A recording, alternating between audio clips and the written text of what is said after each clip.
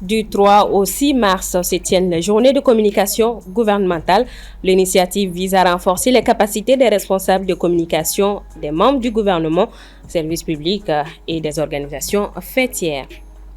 Les syndicats de l'éducation haussent le ton à travers 3 communiqués publiés ce lundi. Ils interpellent le gouvernement sur la nécessité de prendre des mesures urgentes pour éviter une nouvelle crise dans le secteur. Parmi les préoccupations soulevées, la gestion de la prime spéciale des enseignants. Au Gabon, le président de la transition, Brice Oligui Nguema, met fin au suspense. Il a officiellement annoncé ce lundi sa candidature à la présidentielle prévue le 12 avril prochain. Mesdames et messieurs, bonsoir. La journée de communication gouvernementale consiste à mieux outiller les responsables de communication des services publics. Lancée ce lundi 3 mars, la journée s'est poursuivie ce mardi avec les organisations fêtières, les différents chargés de communication des départements et services publics. Assitoumani Koulibaly. Cet atelier de 3 jours destiné aux chargés de communication, chargés de mission, aux journalistes de presse privée ou publique vise à mieux former les profils cités sur leur rôle.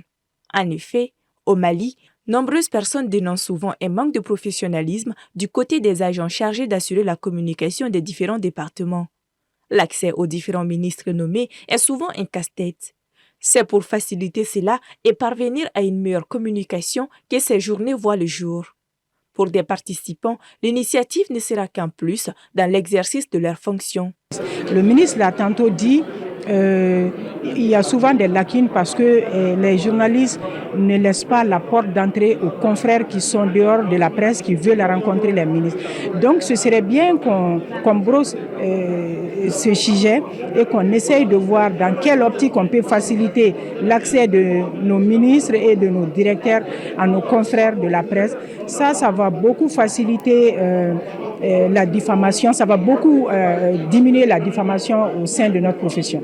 Et c'est important que même si c'est des professionnels qui sont là, qu'ils soient renforcés en termes de communication et que ces professionnels aujourd'hui puissent aussi évoluer avec le monde de l'information. Vous savez que ce n'est pas tous les chargés de communication qui sont des spécialistes en matière de crise, etc. Je pense que nos attentes, c'est de voir un peu comment l'information, la communication peut se faire en temps de crise, surtout en cette période aussi difficile pour notre pays. La communication et le terrorisme au XXIe siècle, la guerre informationnelle, le rôle et responsabilité des dirigeants en matière de communication gouvernementale, c'est autour de ces thématiques que les 3 jours de rencontre seront consacrés.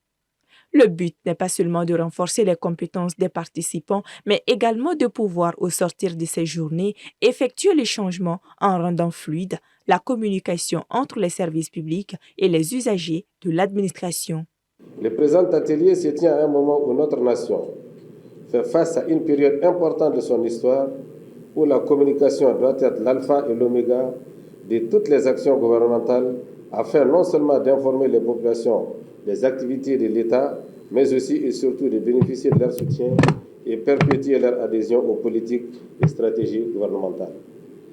Dans cette perspective, vos recommandations et vos conclusions sont largement attendues pour asseoir une véritable stratégie de communication gouvernementale. Durant 3 jours, les différents participants bénéficieront des partages d'expériences et des conseils donnés par des experts communicants pouvant plus les appuyer. Il sera désormais attendu des participants plus de professionnalisme dans leurs casquettes respectives.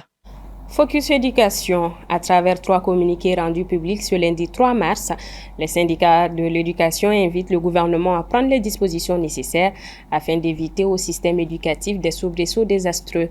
Parmi ces communiqués, l'un concerne la gestion de la prime spéciale des enseignants. Soumaïla Fani. Après une longue et houleuse discussion sur la gestion de la prime spéciale le 24 décembre 2024, les enseignants sont restés sur leur faim quant à son aboutissement.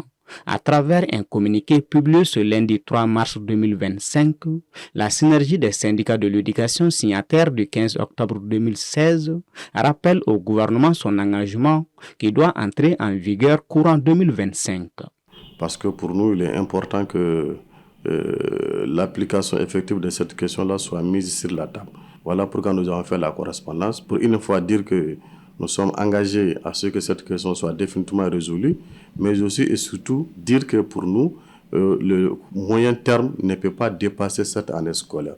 Ça veut dire que si d'ici la fin de l'année scolaire, les dispositions ne sont pas prises pour la relecture de l'ordonnance et les discussions pour qu'on puisse convenir sur le montant, il est évident que l'année scolaire, à partir d'octobre, les syndicats prendront leurs responsabilités. C'est là le sens vraiment de communiqué des syndicats de l'éducation signataire du 15 octobre en date du 26 février. Le deuxième communiqué porte sur l'agression du censeur du lycée Maroussard de la Fiaboukou.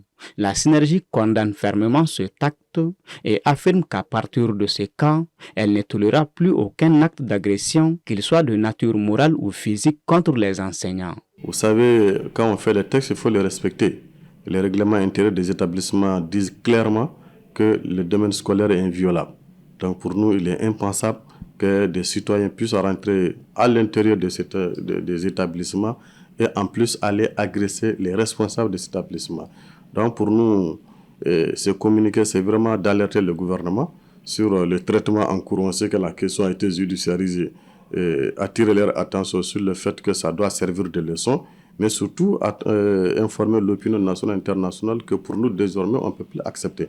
On ne peut plus accepter que des enseignants soient agressés dans l'exercice de leurs fonctions, que les enseignants soient agressés dans le domaine scolaire. Parce que si ça continue, finalement, je ne pense pas s'il y aura d'école.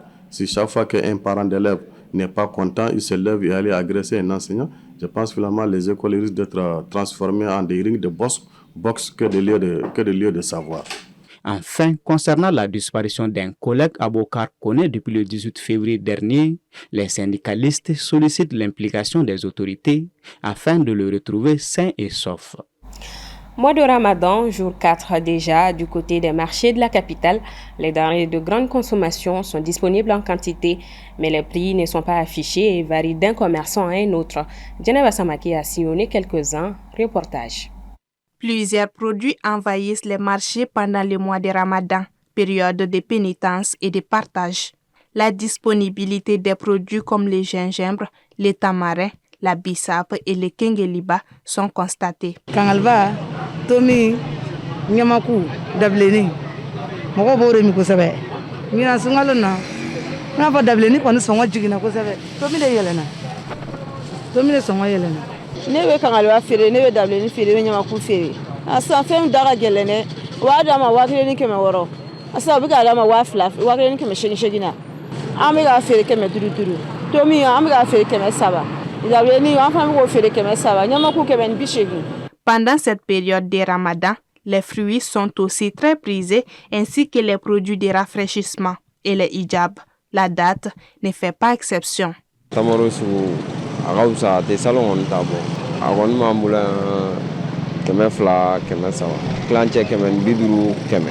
Entre la cherté des produits de consommation et l'augmentation des dépenses pour les besoins de ces mois, les chefs de famille ne cachent pas leur inquiétude.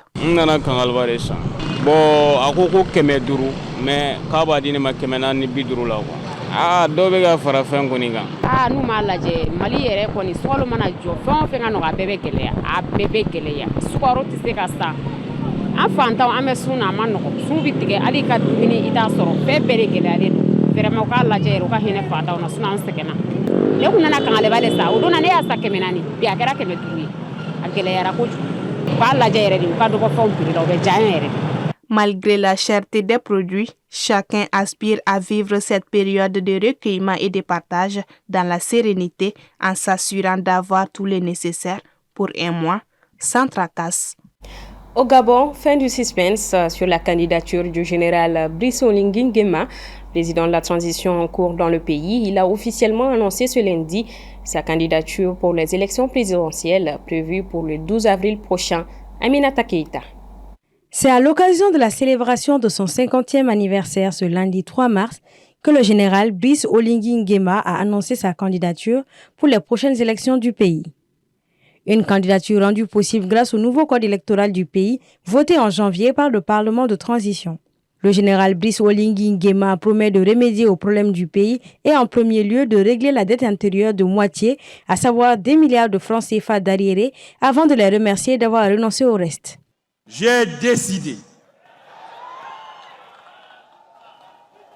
d'être candidat à l'élection présidentielle du 12 avril 2025.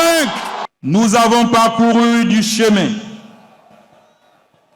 un chemin important. Il reste encore tant à accomplir. Avec vous à mes côtés, nous allons bâtir un Gabon plus fort. Totalisant 28 ans de carrière militaire, pour déposer sa candidature, le général Oligui effectuera au préalable une mise à disposition temporaire et s'il est élu, il devra faire une mise à disposition définitive et ne portera plus jamais l'uniforme selon les médias du pays. Une vingtaine de prétendants à la présidence ont d'ores et déjà retiré leur dossier de candidature selon les médias locaux. La procédure d'inscription prévue jusqu'au 8 mars inclut un test linguistique, un contrôle médical et une déclaration de biens. Le général Brice Oligui Nguema promet également de construire un pays prospère, un renouvellement de la classe politique et l'avènement d'une nouvelle génération. En offre, les États-Unis viennent d'ordonner la suspension, et ce jusqu'à nouvel ordre, de toute aide militaire à l'Ukraine, jusqu'à ce que le gouvernement de Kiev démontre un engagement de bonne foi en faveur de la paix, a annoncé la Maison-Blanche. Les États-Unis sont le premier bailleur financier et militaire de Kiev depuis le début de la guerre le 24 février 2022. Washington a depuis livré de nombreux équipements puissants et modernes à Kiev, qui sont les seuls systèmes à ce jour capables d'abattre les missiles balistiques russes. L'Ukraine a immédiatement réagi à la nouvelle, annonçant discuter avec les Européens de la possibilité de remplacer l'aide militaire américaine, tout en se disant prête à négocier une reprise de l'aide américaine avec Washington. L'Ukraine s'est également dit prête à signer à tout moment l'accord cadre sur l'exploitation des ressources naturelles ukrainiennes par les États-Unis. Pour la Russie, la suspension de l'aide militaire américaine à Kiev est la meilleure contribution possible pour obtenir la paix en Ukraine, estimant que la normalisation des relations bilatérales entre Moscou et Washington passera par la levée des sanctions américaines. Voilà qui referme ce 1945. Merci à vous de l'avoir suivi. À demain, même heure, même plateau. Bonsoir à tous.